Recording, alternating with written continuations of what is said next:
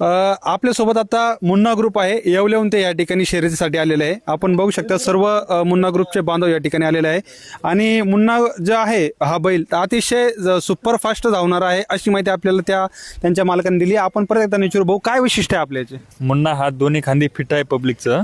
हा साताऱ्यामध्ये जाऊन एक फायनल पण केलेले आहे. म्हणजे तिकडे जाऊन फायनल हा साताऱ्यामध्ये जाऊन फायनल केलेले आहे.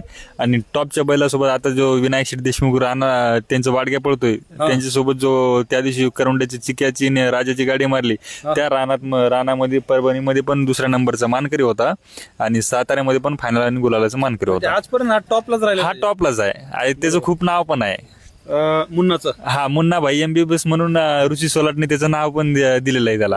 तर मुन्ना भाई MBBS आपल्या सोबत आहे मित्रांनो, आपण बघू शकता. आणि उद्या यांच्या सोबत कोण धावणार आता?